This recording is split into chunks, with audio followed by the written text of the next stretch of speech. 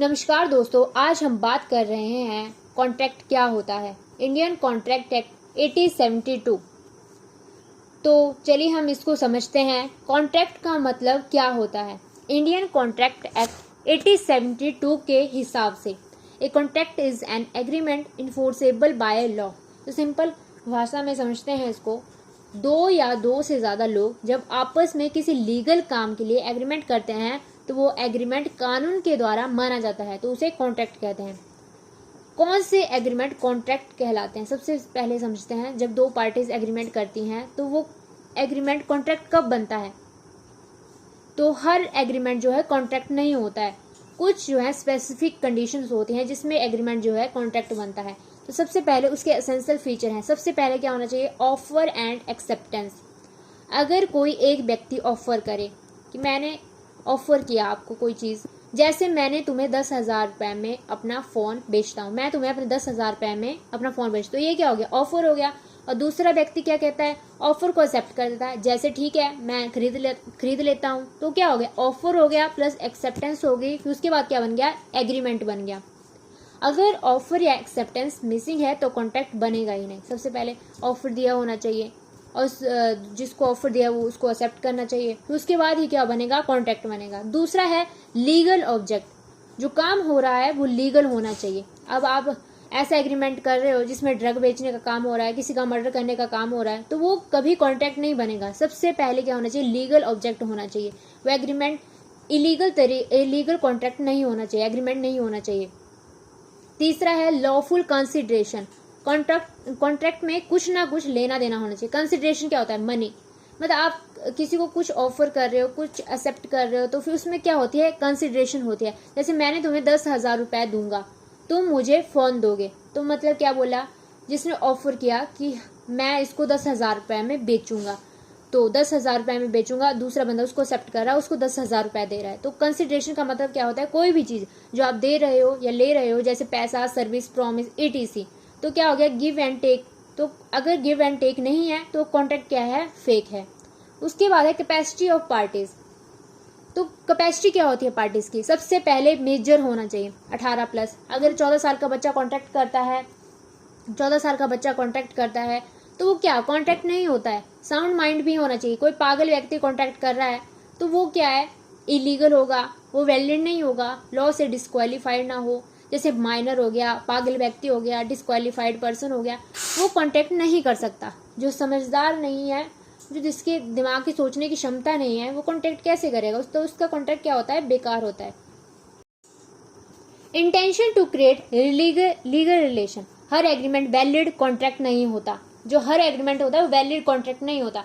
Contract तभी बनता है जब दोनों पार्टीज का इंटेंशन हो कि अगर दूसरी पार्टी प्रॉमिस पूरा ना करे तो उसके अगेंस्ट केस फाइल किया जा सके।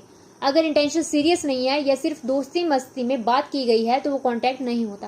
तो इसको समझते हैं एग्जाम्पल के साथ। सबसे पहले वैलिड कॉन्ट्रैक्ट कब होगा, जिसमें लीगल इंटेंशन है। सबसे पहले अमित और रोहन क्या करते हैं कि रिटर्न एग्रीमेंट बनाते हैं। अमित कहता है कि मैं अपना रूम रोहन को 6,000 पर मंथ रेंट पे दूंगा, जैसे कि लैंडलॉर्ड और टेनेंट में होता है। ये एक रेंट एग्रीमेंट है, दोनों सीरियस हैं, कोर्ट में इन्फोर्स हो सकता है। इसमें क्या हो गया, लीगल इंटेंशन है, कॉन्ट्रैक्ट वैलिड है। और इनवैलिड कॉन्ट्रैक्ट क्या होगा, अब किसी फ्रेंड ने बोला है कि तुम मेरी पार्टी में आना, मैं तुम्हें ये चीज़ ऑर्डर करके खिलाऊंगा, तो नेक्स्ट डे जब वो आता है तो वो चीज़ उसको नहीं मिलती, तो वो कोर्ट में जा सकता है उसके लिए, नहीं, क्योंकि एक सोशल एग्रीमेंट है, लॉ उसमें इंटरफेयर नहीं करता।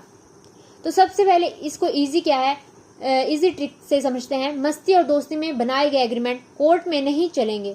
No seriousness, no enforceability. अगर ऐसे मजाक में दोस्ती यारी में कोई एग्रीमेंट किया गया है तो वो वैलिड नहीं होता है, वो कॉन्ट्रैक्ट नहीं बनता है। उसके बाद है पॉसिबिलिटी और सर्टेनिटी। परफॉर्मेंस, कॉन्ट्रैक्ट के टर्म क्लियर और फिक्स होने चाहिए।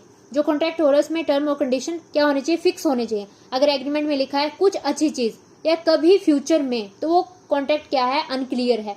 और अगर जो काम कॉन्ट्रैक्ट में लिखा गया है वो करना इम्पॉसिबल हो तो भी वैलिड कॉन्ट्रैक्ट नहीं बनेगा। तो एग्जाम्पल के साथ समझते हैं, जैसे कि सोनल प्रॉमिस करती है कि वो श्रेया को Samsung Galaxy S24 ultra 256 GB 80,000 में बेचेगी। तो टर्म क्लियर है, क्या बेचा जा रहा है, कितने में बेचा जा रहा है, किस मॉडल का फ़ोन है, ये फ़ोन एग्जिट करता है या नहीं।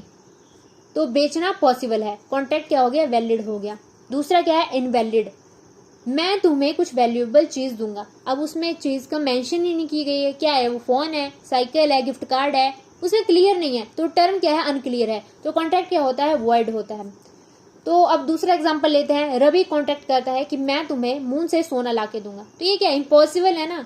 ये बोलता है कि मैं तुम्हें 50 साल पुरानी रिवर का पानी दूंगा, तो ये भी इम्पॉसिबल है। तो ऐसे काम करना पॉसिबल नहीं है, तो कॉन्ट्रैक्ट भी पॉसिबल नहीं है।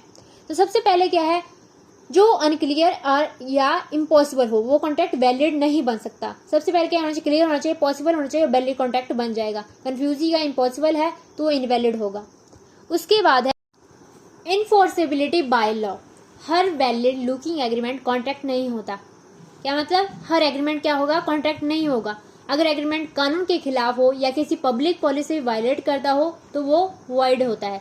सिर्फ वही एग्रीमेंट कॉन्ट्रैक्ट बनेंगे जिससे कानून इन्फोर्स करने की परमिशन देता है।